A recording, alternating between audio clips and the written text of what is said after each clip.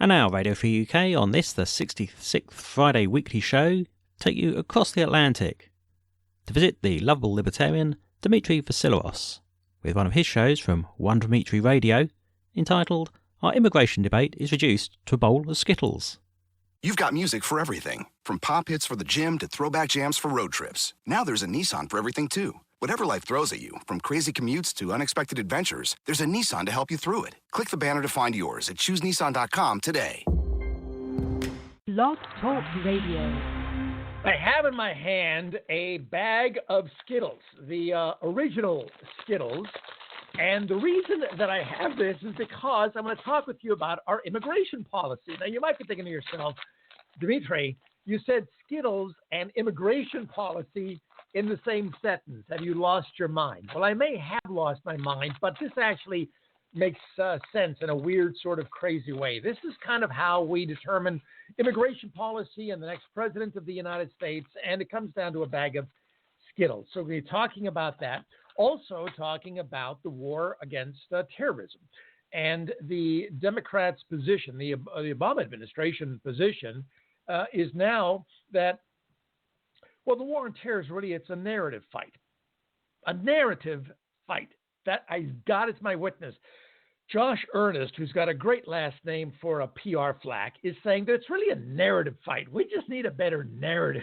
I don't think that's what's going to cause them to cause us to defeat terrorism. I don't think it's a narrative fight. I think it's a real fight.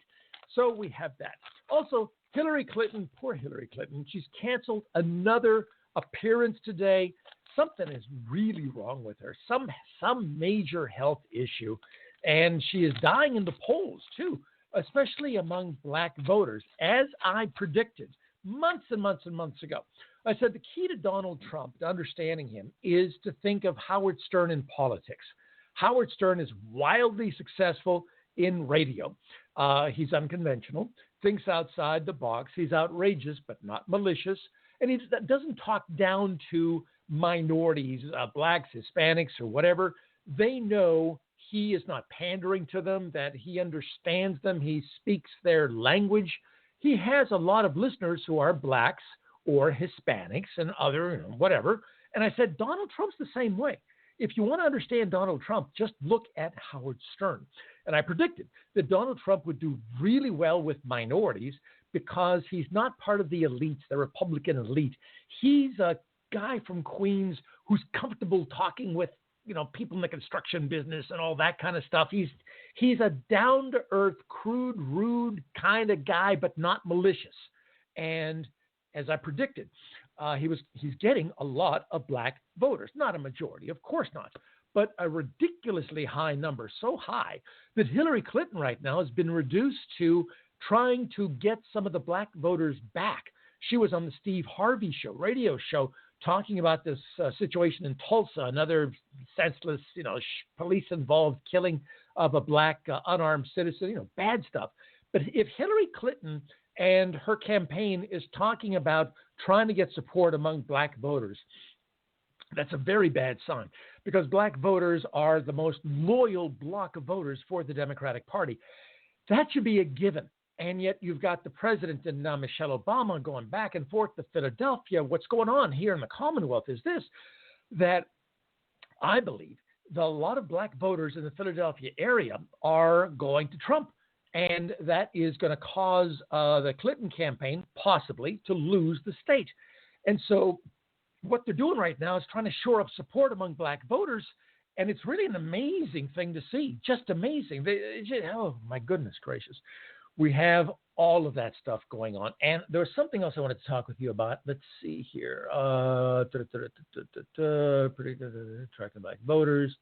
Another appearance. Okay, I think I covered the main points here for the show tonight. I'm in the lifepedigree.com studio at the intersection of freedom and fun. Trademark, service mark, copyright, patent pending. Don't steal it. And we do this 5 times a week. Weeknights, 9 p.m. Eastern Time on blogtalkradio.com and on Facebook Live. And I want to welcome all my Facebook Live viewers. So many friends who have joined us tonight. Kevin and Sharon and Kimberly and Wayne. Let's see, Kimberly. Oh, geez, I can imagine. Yep, Skittles. Yes, that's right. Skittles. We'll be talking about Skittles. And, John, what is it with this guy? I don't know who this guy is. I hope he's not talking about me. Maybe he is. I don't know. Who knows? He's copying another presentation. I have no idea what he's talking about. David, narrative fight, the war of words, maybe philosophy, nothing that really hurts. Our government is filled with dumb ASS theologians playing Risk. Wake Up America. Okay, Andrea's joining us. And Kimberly's talking of the news of the day, like all of the radio guys. He's not stealing anything. It's just his take on it. Thank you, Kimberly. Way to go. Anyway, so let's start with Skittles. And Donald Trump is not even responsible for Skittles Gate. No, now it's Donald Trump Jr., one of his sons. His two sons and his daughter Ivanka are tremendous spokespeople for Donald Trump. They're amazing, and they really are. So Donald Trump Jr. sends a tweet with a picture of a bowl of Skittles, and he said, okay, if I have a bowl of Skittles, and I said that 3 of them are poisonous or could kill you, would you take a handful? That's essentially was it. And he says that's pretty much our Syrian immigration policy right now. And it was like, to me, it was like no big deal. It was like, all right, bowl of Skittles, 3 of them are deadly. They could kill you. Would you take the whole handful? Now, me, I would take the whole handful because once I start on Skittles, I can't stop. So that's just me. But there's an awful lot of outrage now on the part of the establishment media and, of course, the Democrats going, oh, you're comparing the Syrian refugees and Syrian victims to candy Skittles. And the Skittles company, there's actually a Skittles company or some parent company. In fact, I'll tell you what the parent company is. Hold on. It is the distributed by, Wrigley. Wrigley, like chewing gum, Wrigley. The Wrigley company is saying, well, Skittles are, it's candy and Syrian are people, and you shouldn't be doing that. Oh, F you, Wrigley, who cares? All right. This was a harmless tweet that was simply trying to make a point. One point that Donald Trump Jr. was making, if you really stop and think about it, is that he's saying essentially that 97% of Syrian refugees are safe. 97%. Let's say, for the sake of discussion, that the bowl of Skittles has 100 Skittles in it. I don't know how many Skittles would be in a bowl. I'm guessing it would depend on the size of the bowl and the size of the Skittles. But let's just say 100. So he's saying that if 3 of the 100 are poisonous, that they could kill you, would you take a handful of the Skittles? What he's saying is that 97% safe. 97% of the Syrian immigrants may be safe, but is that a high enough number? And I think that's a valid question. Absolutely a valid question. I'm a big believer in complete safety because I don't want anyone here trying to kill me. It's bad enough as it is. People coming over from Afghanistan and Absurdistan and everywhere else, and they become American citizens, and then they buy pressure cookers, and then they kill us, and they want to go to heaven and meet 72 virgins or whatever the hell's going on in their heads. So even 97% is not quite good enough for me. But the whole point with this Skittles thing, he was just making a simple point, and it's a valid question. What's the right number when it comes to safety for Americans? Is it 97% safe? Should it be 99 and 44 100% pure? I think it's a great question, and I don't have an answer. I do not have an answer. Anyway, Velushka is joining us, and Michelle, and Marie, and Kevin. Oh, the wife's joined us. Lucky me. Oscar, and Bob, and John. Okay. John is saying he copied the Skittles thing. I have no idea what he's talking about. As God is my witness, I have no idea. I don't pretend that I'm the first person who thought of Skittles here. But I'm on 9 o'clock at night. This happened today. This is it. So be that as it may. Andy, the PC crowd will indeed cry about anything, but then they will say the same thing that they're crying about when they're referring to another group that they happen to not like. Okay, no question about that. So what is a safe number? What's a safe number for not refugees? If 97% are safe, which I don't know how you can come up with any number, but again, for the sake of discussion, is 3% acceptable, an acceptable level of terrorists? In fact, that's a great question. What is an acceptable percentage of possible terrorists being allowed into America? What's the number? I don't know. If somehow you had a magic way of vetting, in this case, Syrian refugees, but they could be anywhere, from any country in the Middle East, because they're all crazy over there. But now it's Syria. If there was some the iTunes store for Syrian refugees. Siri just said that she wanted to get involved here in the show, and she's searching for Syrian refugees. I hate Siri. I so hate Siri. Oh, let me just turn this thing off. Just go away, Siri. All right. I think she's gone. God, I hate Siri. So anyway, if there's some magic way we could vet the this case, Syrian refugees, and for every 100, only 3 are terrorists, or the potential terrorists. That's a better way of saying it. Would that be good enough? There's got to be some balance, don't you think? How can you have 100% of anything? If you had 100%, if we're not absolutely sure that you're not going to kill us, you're not coming into America, well, that might be the end of immigration in America then. What's the safe number? What is the right number? I think Donald Trump Jr. had a really good point. He was asking the question, is effectively 3% good enough? I don't have an answer. I don't know what the answer is. Maybe you do. What's the right percentage? I don't know. Patrick Manley is joining us. Kevin is saying 0%. Kimberly is saying, I have an answer. If we have no papers, no diplomatic relationship to know who these people are, we have the right to say no. No safe number, no way to know, no acceptable risk. They have no.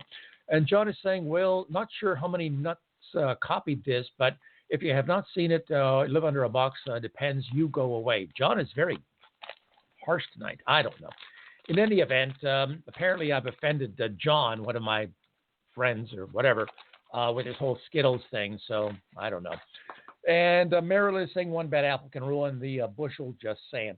I think she got that from somewhere else too. So what's the right number? What's a safe percentage of people coming into America? What's an acceptable level? It's a great question. I mean, really, it's a fantastic question. What's an acceptable level of potential terrorists? Because if it's 0, then there's no more immigration. There's no more immigration. If it's 0, there's no more immigration. So what do you do? Great question. I have no answer. All right. So there's that. The whole thing with Hillary Clinton and black voters to me is just amazing. Anytime Hillary Clinton is talking about any kind of a black issue or talking about racism, right there, that tells you that her campaign is in very big trouble, because what she should be talking about are issues for attracting people who are undecided, people who are in swing states and all that, but not regarding black voters. Black voters are a gimme for the Democratic Party. It's a given that they're going to vote Democrat. But because Hillary Clinton is spending so much time trying to emphasize the importance of black votes and calling Steve Harvey's show and being involved in a lot of black events and all that, it says to me that she has some really serious problems holding on to black voters, and especially the younger ones. If you remember, Black Lives Matter does not like Hillary Clinton, and with good reason. You see, back in the 90s, Hillary Clinton, I actually played this audio clip for you on one of my other episodes. Hillary Clinton in the 90s gave this incredibly racist speech where she said that young black teenagers should be kept to heel or kept at heel, essentially calling them animals, dogs, and that she said that they were super predators. And she was pushing for throwing them in prison. She and her husband passed this crime bill, not passed it, but supported it, and with the Republicans, and passed this bill, turned it into law, that effectively allowed the government to arrest and incarcerate an awful lot of young black men, all because they were using the wrong kind of cocaine. They were using crack cocaine, where the champagne socialists were using powdered cocaine. Powdered cocaine was okay. You could even do jokes about it, like a Woody Allen film or something like that, where the guy sneezes and Annie Hall.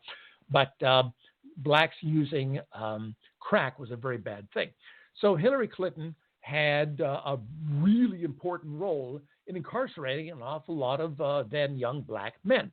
Well, Black Lives Matters remembers that and actually had some protesters at different Hillary Clinton events.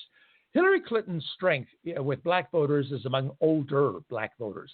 Younger black voters get her. They understand that she is no friend of theirs. It's like a lot of white progressives, younger progressives, Bernie Sanders supporters. They get she is no friend of theirs. Hillary right now is struggling because not only with her health issues, but also because she is not getting the black votes that she needs. I mean, this is an amazing story. The establishment media is downplaying it, virtually ignoring it. But if you look at the polling and you look at Donald Trump's support, you look at, again, he's like Howard Stern. If you want to understand Donald Trump, look at Howard Stern. Howard Stern attracts an awful lot of black listeners and Hispanic listeners because they understand he's not putting them down. He is one of them in the sense of talking to them as equals, not as, not pandering to them or anything like that. And Hillary Clinton's got this big problem, huge problem. Anytime you see the president and the first lady and Hillary Clinton and God knows who else going back into Philadelphia talking about race and this, that, and the other. In fact, the president just a few days ago was saying it would be, I'm paraphrasing here, it would be a personal affront to him if he discovered that a lot of black voters did not support Hillary Clinton and went for Donald Trump. He would feel offended, or words to that effect. I mean, it was just stunning stuff. But all of this, what's really going on, and what the established media is not telling you, is that there is an awful lot of movement among black voters toward Donald Trump. Like, even if it's 10, 15, 20%, of course, that's not a majority, not a plurality, whatever, but that's an amazing number that in swing states that have strong black populations, North Carolina, Florida, what other states? Maybe Ohio, and a few others, that could make the difference, especially North Carolina. And now, actually, come to think of it, Pennsylvania. The whole key to winning Pennsylvania is not only Philadelphia, but the collar counties around there. And there's a heavy concentration of black voters there. And for the president to be going there and the first lady and Hillary Clinton and all that, that says to me that a good percentage of those black voters are going for Trump, or at least not going for Hillary Clinton. And if Hillary Clinton cannot get all those black voters in the southeastern part of Pennsylvania, she could actually lose Pennsylvania. And if she is losing Pennsylvania, she has really, really serious troubles. Keep an eye on black voters. This is a fascinating sub-story here that is not being covered hardly at all, but I find it fascinating. Anyway, let's see here. Greetings. Patricia is saying greetings. Let's see. Andy is saying, Dimitri, it's isn't really talking only about the Skittles reference, though, but also about the media outrage about the issue. The media outrage is new, though there's no question about it. Yeah, just think about this. Do you get the sense that the media is more outraged over Donald Trump Jr.'s thing about Skittles than about the latest terrorist attacks in New York and New Jersey and in Minnesota? The outrage is more about Skittles than anything else. Why, Donald Trump Jr. is comparing Syrian refugees to candy, Well, it's very tasty candy. This is how we pick the next president of the United States. This is how we do it.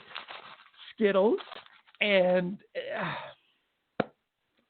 It's just insane. Speaking of terrorism, have you noticed that the FBI, an organization that I've been warning you about for the longest time, that it's a political whore, it is corrupt beyond words, it is inept, it is completely compromised. Have you noticed that the FBI screwed up yet again? Yes, with his latest terrorist, Rahimi, or whatever the hell his name is. Turns out that the guy with the pressure cooker. What exactly is a pressure cooker, by the way? I have no idea what this thing is. I barely know how to use a toaster. But apparently these cooker things, pressure cooker things, I don't know that I've ever seen one. Maybe I've seen one and just didn't even recognize it. I don't know what do you do with a pressure cooker? If you know something or anything about cooking, what do you use a pressure cooker for? To make toast? To make s'mores? What's like the key thing in using a pressure cooker? What kind of food do you make? Do you make popcorn? What is it, if you would, please? Let's see here. So many other folks joining us. Ronald is saying, I've noticed young black voters are receptive to Gary Johnson, too. Yeah, but I think Donald Trump is much more of a visceral thing for them. I really do. I really do believe that. Talking about jobs, he's a guy from Queens, and he's not one of the elites. He's not one of them. He's Howard Stern. Howard Stern talks to black people and the Hispanics, and they know that he's speaking their language, they're speaking his language. It's the same thing. It's the same thing with Trump. And that may end up helping him win the election, like North Carolina, maybe even Pennsylvania. He gets enough black voters in certain key swing states. That could be one of the big storylines in November. I'm not saying that he's going to win. I mean, how would I know? The elites are saying that it's still going to be Hillary Clinton. So, okay, fine, whatever. But if Donald Trump wins, my prediction, as I did like months and months ago, is that look at the black voters. Look at all the black voters that I believe Donald Trump is going to have by Election Day. Because those black voters, not a majority, but a certain large number, enough to win over key swing states, maybe even Georgia. Georgia, North Carolina. Georgia is now kind of a swing state. I don't understand it, but apparently it is. North Carolina, Pennsylvania, maybe Virginia. This is really an interesting story, and it's hardly been covered by the establishment media. So keep an eye on that.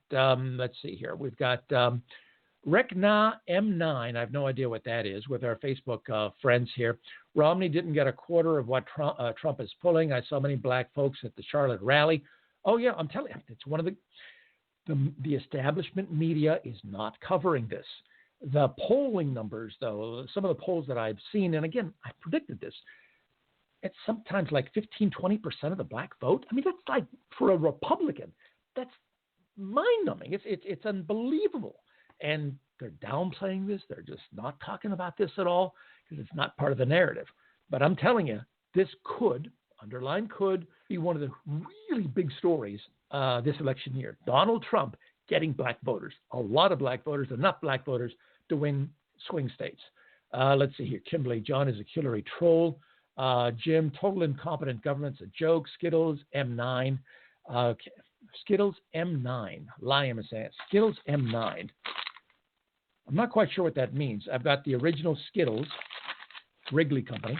What the M9 is, I don't know. The lid locks onto a pressure cooker. Oh, Andy is helping me with this. Okay, this is good. The lid locks onto a pressure cooker. It is used to make meat more tender by cooking it under pressure, mostly. What is more important to the conversation is it can handle a great deal of pressure so that more powerful bomb can be created by using one, much more powerful than if you use something like PVC pipe or even galvanized pipe. So that's the thing here. I can make meat more tender. Well, can't you just get one of those wooden mallets and just start beating the meat? Is that how you tenderize? I thought that's how you did, or you poured that Adolph's meat tenderizer thing on it. I thought that's how you would tenderize meat, or just chew it a long time, which is kind of what I do when I go to Golden Corral. Anyway, so let's see here. John is saying, I support Trump. Sorry. Okay. There's like a whole something going on here with my Facebook friends going back and forth with this stuff. Anyway, so we've covered the Skittles thing. And again, Donald Trump Jr., who's a very effective spokesperson, by the way, could end up being a politician in his own right, is not saying that Syrians are candy. Although, really, there's nothing wrong with that. I mean, if somebody called me a candy, as opposed to a candy ass, which is what I usually get, I mean, I wouldn't be offended. So what? Hey, Dimitri, you're what kind of candy would I be? Probably something disgusting. I don't know. Maybe you have some ideas, something. Let's see. Oh my God, where's the angry button? Okay, John. Okay, don't let Dimitri cook. That's a good idea. Don't let Dimitri cook. Yes, that's actually a very good idea. If I don't have a microwave and bags of frozen vegetables or whatever, I'm pretty much useless. Or squash. I do like winter squash. And now I went to Giant Eagle a few days ago, and my favorite squash of all time, the world's best squash, is a buttercup squash. It looks like a giant green pincushion. It's buttercup, not butternut. I love the stuff. And so I put it in the oven and I add cinnamon, and I'm in heaven. It's probably why I'm so orange all the time. I just happen to like it. So anyway, but I can't cook to save my soul. I've got a coffee maker. I know how to make coffee. and I know how to get cold water out of the refrigerator. Excuse me.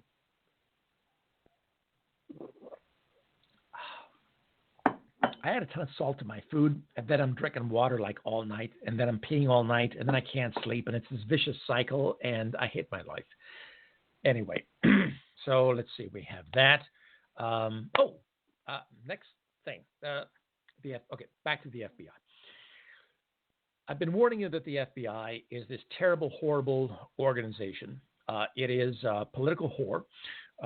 James Comey is just the latest incarnation of this. This whole FBI thing effectively started with J. Edgar Hoover, who was one of the most horrible political operatives in the history of this country. He used the FBI to screw over people, to target political enemies. He tried to destroy Dr. Martin Luther King, spying on him and many other people. The FBI, J. Edgar Hoover pretended that the mafia didn't exist because he didn't want to deal with it. He just lied about it. FBI was compromised with the Watergate fiasco and compromised with the Whitey Bulger stuff and their FBI crime lab, just made up evidence just to get people convicted. And then, of course, most recently, the FBI said when they looked into the IRS targeting of Tea Party people, they said, oh, well, we don't see anything wrong here. Nothing wrong, nothing to see here. And then, of course, with the server gate, with Hillary's emails and the server and everything, James Comey saying, well, yeah, she broke all these laws, but we're not going to charge her. But if you break those laws, we're going to charge you. And the FBI really made it much worse because they, with the Department of Justice, said they're not going to charge anyone. They're not going to look into the Clinton Foundation. And the FBI is also complete screw-ups when it comes to terrorism. And not just this case, which we'll get to in a second, but just think back not too long ago to Orlando, to the Pulse shooting, the nightclub there, the gay club. That guy, what's his name? Whatever he was, the killer, was an American citizen, born in America, but his parents were from Afghanistan. There's that pesky Afghanistan again. And he shoots up the nightclub, kills at least 50 people, and he was on the FBI's radar. But, of course, the FBI didn't do anything because it's the FBI, and he is probably a protected group like, Muslim. And so my guess is a lot of hands-off stuff. So a few days afterward, Comey, FBI, said, we were wondering if we had screwed up, the FBI, if we had screwed up, because he was on our radar screen a couple of times and this, that, and the other. I forget the details, but he was a high-profile guy. And Comey said that, well, we reviewed it and we decided that we did everything right. That was the FBI's response. God is my witness. That was the response. Well, guess what? Turns out that this guy in New Jersey, this Rahimi or Rahmani or whatever the hell his name is, they've got the funniest names over there, don't they? Why don't they have like real life, like good American names, like, Basilaris or something like that? Anyway, so it turns out this guy was also on the FBI's radar screen. And he, in fact, his dad had turned him in. I mean, when your dad is turning you into the FBI because your dad thinks that you could be a terrorist, that's pretty bad. Same thing with the shoe bomber in the plane. The guy in Nigeria, his dad, was turning him in, and our government, of course, screwed that up too. So anyway, the FBI knew about this guy, and yet never interviewed him. They said, well, yes, he was on our radar screen, but, we interviewed some people around him, but we didn't interview him because he was in jail at the time over, domestic violence, or he stabbed someone or something like that. And I thought to myself, well, isn't that odd? Because if the FBI wanted to interview him, they knew exactly where to find him. They could find him in, jail. The FBI screwed up again. And my belief I can't prove this, but my belief is it's political correctness. Because, clearly this administration has this thing about, the Islamophobia.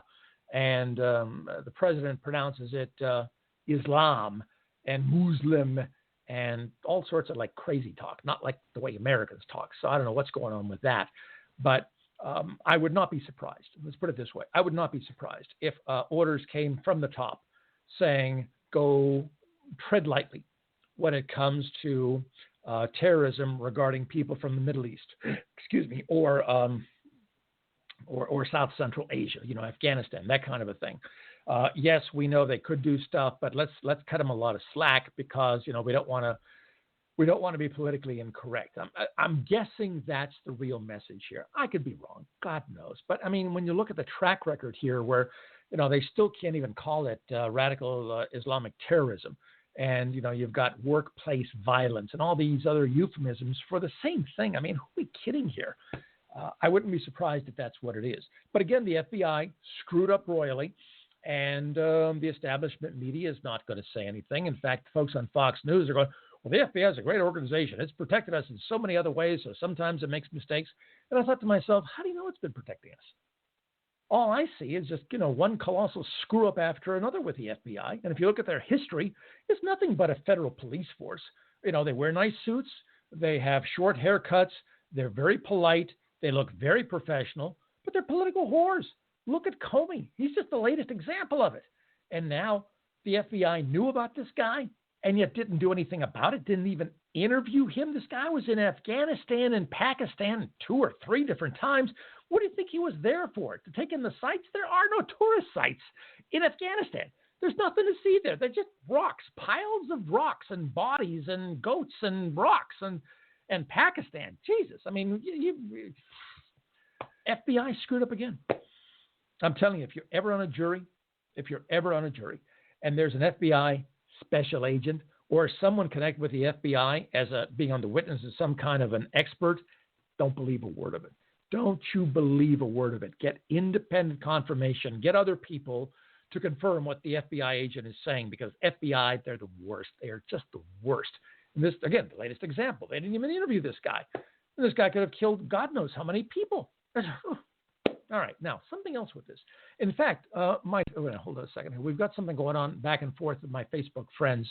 Don't be a D-word, John, go away. No, don't like it. Radical Islam, Kim, probably best to leave in the garage. They scare me too nice. Baked bean bomb episode.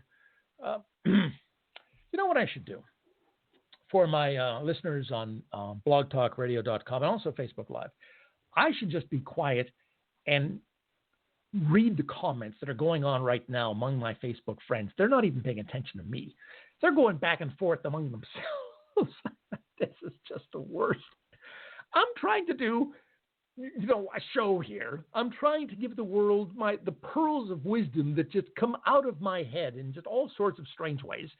And all my Facebook friends who are tuned in are going back and forth among themselves. It's like, hello, I'm over here. Oh, jeez, I screwed it up. Hold on. God, jeez. Sorry. Anyway, maybe just as well you don't pay attention to me. All right, let's talk about the LifePedigree.com studio. This is the LifePedigree.com studio. LifePedigree.com is this wonderful, wonderful company for you if you have a company. If you have a company and you have positions, not positions like yoga positions like the lion or the Chihuahua or whatever the hell they'll do with yoga, but I mean a position like an opening. An opening, I don't mean like nothing like that. I mean an opening like a job. Well, chances are you're going to get resumes. And so how do you know who's telling you the truth with these resumes? Well, it's not easy to tell. How do you know if the person was in the military? How do you know if the person got that Purple Heart or that honorable discharge? How do you know the person went to Yale and Harvard and Stanford all at the same time, because it says so on the resume? And how do you know this? And how do you know if the person didn't go to prison? And how do you know that? And oh my God, it takes forever. And you don't even know who to call or whatever. Just send the resumes to lifepedigree.com. LifePedigree.com reviews all the resumes. They've got the economies of scale. They've got a lot of people who know how to make the phone calls. They know how to do all the searches. They know all the databases. They've got this thing covered. They've got it. That's all there is to it. And so very quickly, they'll return the resumes and they'll have the Life Pedigree stamp of approval on them. And now you know who's telling you the truth. And so now you can hire somebody from the pile of resumes that have been confirmed by lifepedigree.com, thereby increasing your chances of having a good employee.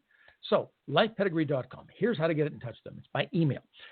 sales@ lifepedigree.com. That's sales at lifepedigree.com. In the subject line, put in Dimitri. That's my name. That's with 3 I's. Dimitri. Dimitri. The reason for that is if they know that you're coming from the Dimitri ecosystem, that it's not spam, that you're a legit person, because they've checked out all my Facebook friends and followers and Twitter followers and all my listeners on blogtalkradio.com, and they know that my audience isn't one of those fake audiences full of, fake accounts like Wells Fargo. This is all real. These are all like real people. Even the ones who don't like me, they're still real. And so lifepedigree.com, sales at lifepedigree.com, Dimitri in the subject line, Dimitri with 3 I's.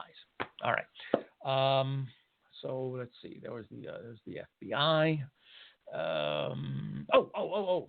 That's it. Something else. Again, I have a gift. One of the gifts that I have is that I can see trends much sooner than many other people. And I look at life in many different ways that are unconventional. Doesn't mean they're better or worse, but they're different. In fact, I may have mentioned this, I don't know. Over the years, I've asked a lot of radio guys, people who know talk radio. I'll ask them the type of show that I do, the type of presentation, the type of this thing that I do with you. Who sounds like me? Because there's an awful lot of talk hosts out there, and many of them, frankly, sound pretty much the same. You can just interchangeable parts. They're all different variations of either Rush Limbaugh or Sean Hannity or this, that. They're all pretty much the same. And I asked just about everybody I knew in the spoken word business, do you know anyone, for better or worse, who does the type of show that I do, the type of presentation that I do, the way that I communicate? And to a man, they said, no. For better or worse, there's only one of you. There's only one person who does this. And I believe it because I know there's something different about me. It doesn't mean that it's better. It could be worse, frankly, because I don't fit in everywhere. But it's absolutely different. And one of the things that I've been talking about here on my show is a theory that I have that, to the best of my knowledge, nobody else has picked up on. And that's regarding these Middle Eastern terrorists, radical Islamic terrorists.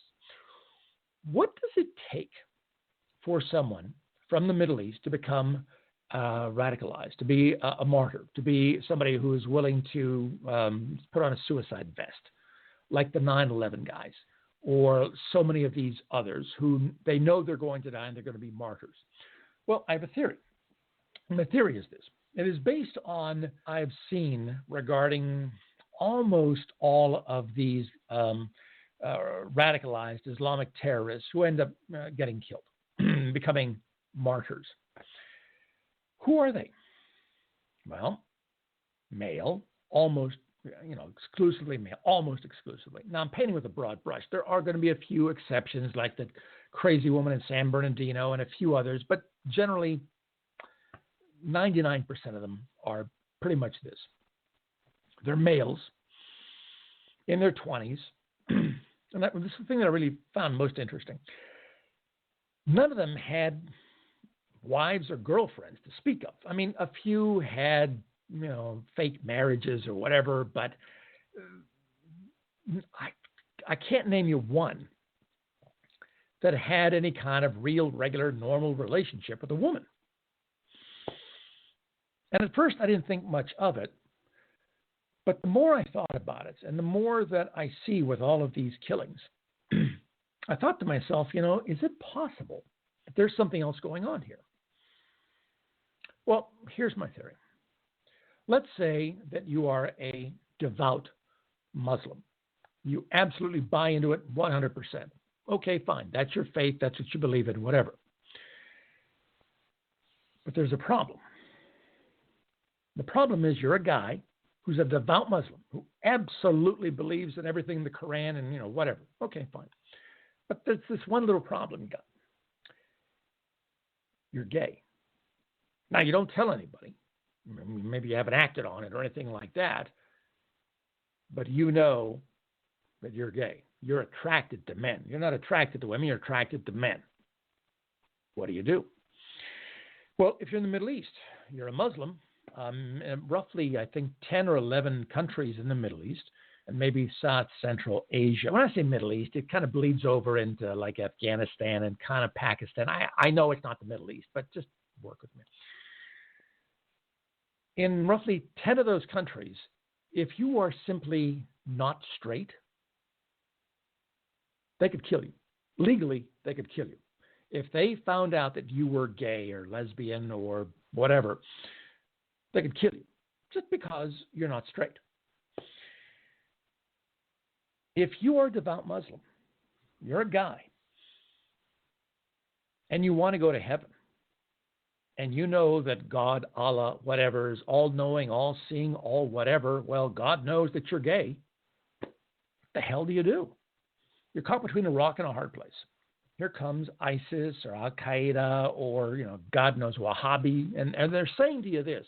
They're saying, if you become a martyr for, the faith, the religion, you get to have heterosexual relations in heaven. Think about it. What is the definition of heaven to these crazies, these radicalized Muslims? 72 virgins. I'll never understand where the 72 comes from. In fact, if you could Google it or something and let me know, I'd love to find out how they came up with the number 72 virgins. But think about this. I realize this is unorthodox. I absolutely understand that. And I know there's probably no way that we're ever going to prove this. But if you use the process of elimination, what else could it be? I don't know. So just work with me on this. You're a devout Muslim, you're a 20-something guy, and you're gay. And you know there's no way you're getting into heaven. Except you find out that, hey, there is a type of heaven. There is a heaven where you have heterosexual sex. 72 virgins. And all you have to do is be a martyr. And you are in like Flynn. Now, you might think to yourself, okay, I'm a Muslim, devout Muslim. I'm gay. I want to get to heaven. If this is my only path, why not? Now, I know it sounds crazy, but if you believe this stuff, if you're a devout Muslim and you happen to believe that this is the only way you could get into heaven, in your mind, that makes sense. Because you know what they do to gays, in many Middle Eastern countries, many Muslim countries. They just kill them because just for no reason. It's like, oh, you're gay? Okay, we're going to hang you or we're going to throw you off a bridge or chop off your head or whatever. I mean, that's what they do. I mean, Jesus.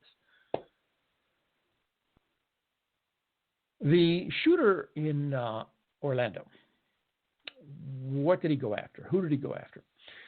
He went to the nightclub, Pulse nightclub, gay nightclub, and they were having gay Hispanic night or something. I'm not being a wise guy here. It was some sort of gay Hispanic theme or whatever. So he goes there and he, kills 50 people and, he ends up getting killed. Good for him. Turns out that this guy had a real hard time with women. It turns out he was maybe bisexual, and there's a lot of chances are this guy, at least was swinging both ways. Now, this guy, the one in the news today, he too has an awful lot of problems. Oh, that's right. The guy in Orlando, his dad said that he hated gays. Homosexuality, very bad, very bad. Turns out this guy is like a carbon copy of the Orlando guy. This guy also has really dysfunctional relationship with women, brought over a bride or something, from the Middle East or Afghanistan or wherever the hell he was, probably as, a beard or cover, whatever,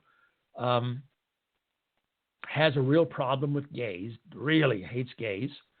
And where did he do his bombing? With those pressure cooker things. Chelsea. It's a neighborhood. I didn't know anything about Chelsea. I thought Chelsea was, Hillary Clinton's daughter, also a soccer team in England. And there was a song, Chelsea Morning, by Joni Mitchell, I think. That's pretty much all I know about Chelsea, okay? Well, I was watching Fox News, and Shepard Smith was saying that he lives in Chelsea, the neighborhood there in New York. And he was going on and on about it.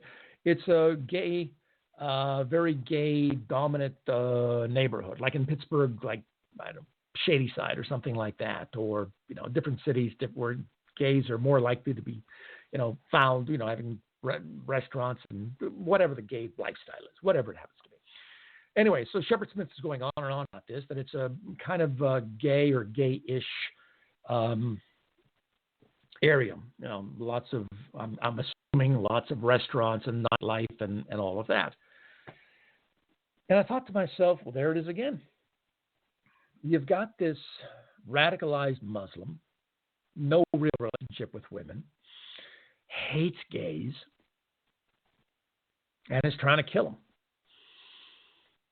And I thought to myself, the more that I think about my theory, and it's nothing more than a theory, and again, I don't know how you could ever prove it, and the more I thought to myself, this actually kind of makes sense.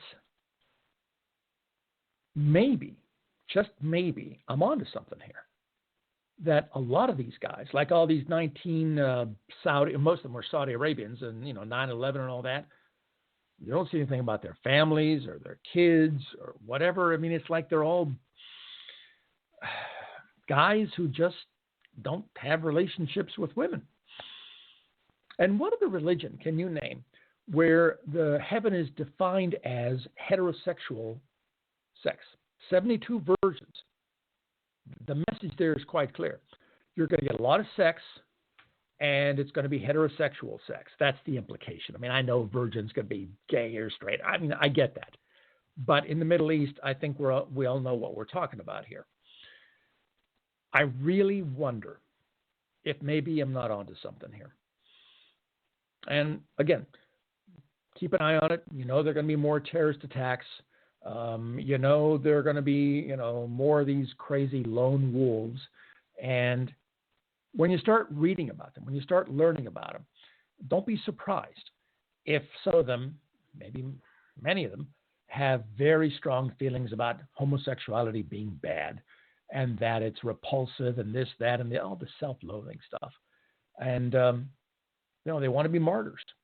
Because if you're a devout Muslim and you want to get to heaven, but you happen to be gay, how else do you do it? Maybe I'm onto something, maybe not. But to the best of my knowledge, nobody else is even thinking along these lines. I think there might be something to this. For whatever it's worth, you never know. Okay, let's see. Kimberly is saying Chelsea has a large gay community. There you go. Buck Sexton lives there too. Such a waste of a fine-looking guy. Stick to the pressure cookers. Okay. Boy, John is really... Okay, Eric has joined us. I don't know what it is about this guy, John, tonight. One of my Facebook friends, but he and Kathy should get together. Kathy with an I. Nothing I can do pleases them. Absolutely nothing I can do pleases them. So I think these two might have a lot in common. I think they could get together and just compare notes. Well, I hated Dimitri for this, that, and the other. Oh, really? Well, I hated Dimitri because this, who knows? Maybe it's like eHarmony here. All right. Yes, it is a very interesting theory. You already knew that they hated gays. What? We already know they hate gays, Dimitri. Maybe self-imposed. I do believe that there's something to this. And again, one of the key things is the way they describe heaven. I just found that so odd. Not just the number, but heaven is heterosexual sex. And these guys are willing to become martyrs, to die, to get to heaven, to have heterosexual sex. Why? What else could it be? What else could it be? I don't know. Maybe there are other reasons. I can't think of them. But boy, oh boy, anytime you start finding out about these guys, they really have a problem with gays. Oh, really have a problem with gays. So keep an eye on it. We'll see. All righty. Let's see here. What else? The latest insanity, not insanity is not the right word, but the latest craziness is not the right word, but the most...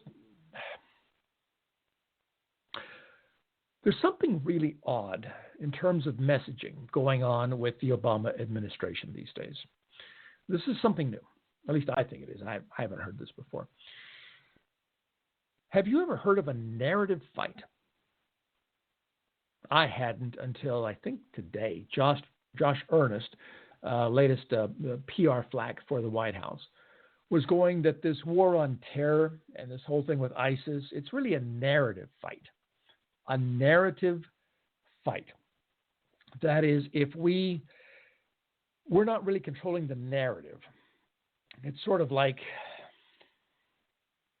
I don't know, maybe an editor of a newspaper or something like that, where if we just get the right words and put them in the right way and tell the right story, have the right headline, we're going to have the right narrative. And we'll just have a better narrative than ISIS, and so we're going to win. So we're going to have a narrative fight.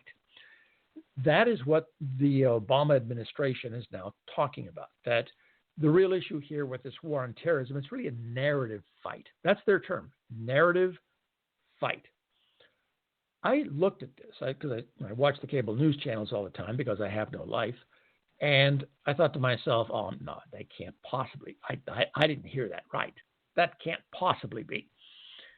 But they played it over and over again. It's like, oh, my God, they're actually believing this. They're actually saying this, that the war on terror is just an issue of a narrative fight, that we're just not saying the right stuff, the messaging. That's it. It's the messaging. We just have to do a better job with the messaging. And look, I'm no expert when it comes to military stuff or killing or whatever, but I've got to believe that if you reduce your choices to the old parties, to either Donald Trump or to Hillary Clinton, if you reduce your choice to one of these two, one of them is saying that he's going to get very, very strong regarding ISIS and the war on terror, that he is going to kick butt and take names, that kind of a thing.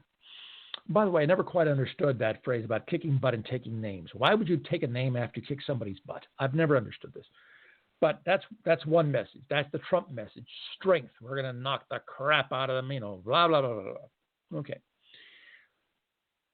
The message on the part of the Obama administration and Hillary Clinton is this weird message of now a narrative fight.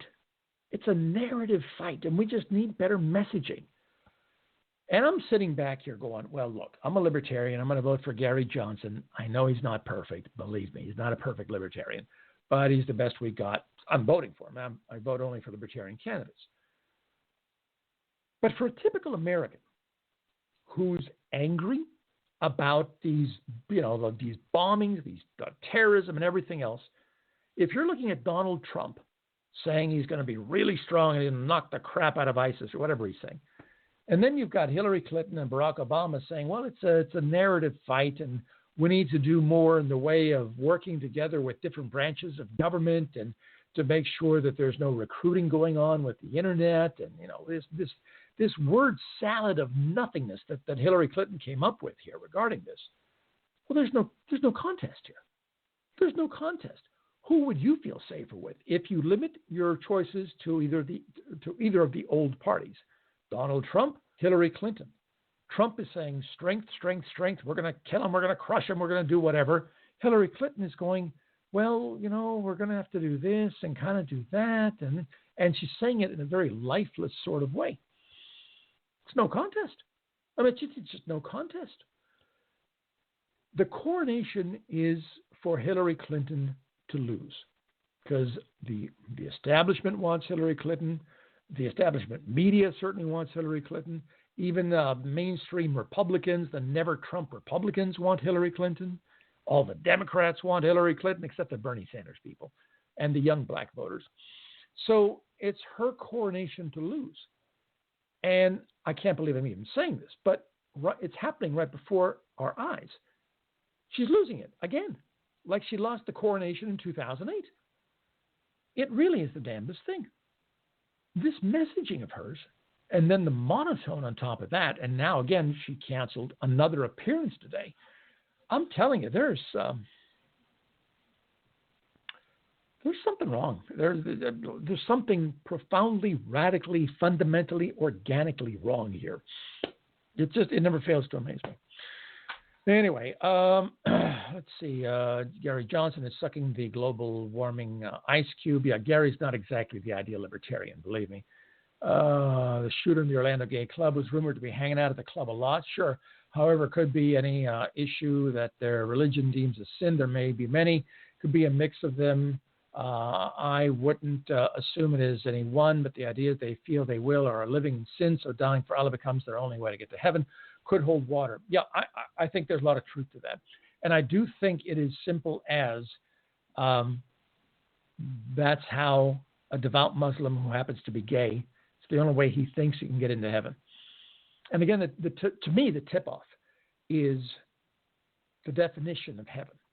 The definition of heaven. They're not talking about angels and, playing harps and wings and clouds and, all this.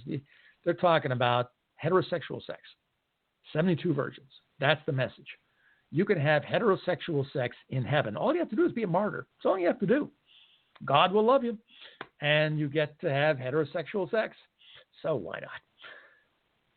I don't know. We'll see. Anyway, so I think I covered all the main points tonight, the whole Skittles thing. Original Skittles. Oh, that's right. For our grand finale. Hold on a second. We've got more people who are making notes. Humans are complicated beings, aren't they, Andy? Maybe the gay bar terrorists were just casing out the place. Maybe his sins were too much for this world. You never know. They are all gay. They do, little boys. Well, John's like losing his mind tonight. So let's just, okay. Anyway, we end our Facebook Live segment. There's no interview tonight. I've got an interview scheduled for tomorrow. We're going to record the interview tomorrow. I think it's 1 in the afternoon. Should be a very good interview. A new person I think you're going to like a lot. So we'll be doing that.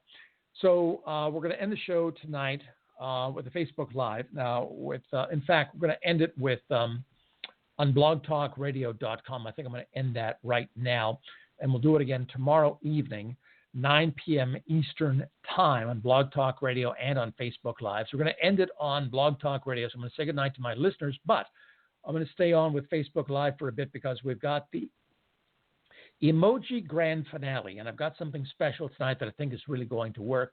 So thank all my listeners on blogtalkradio.com, and there we go. Oh, it's me, Mickey. It's Mickey's Halloween party at Disneyland Park. It's Halloween at Disneyland where little kids and ghouls rule. Mickey's got the whole thing planned. This party's gonna be so This cool. party's gonna be so cool. Tonight's our night, getting galore. It's perfectly right, come see what's in store. Mickey's Halloween party at Disneyland Park is on very special night, September 23rd through October 31st. Visit Disneyland.com/party for ticket prices and details. Space is limited. Boo!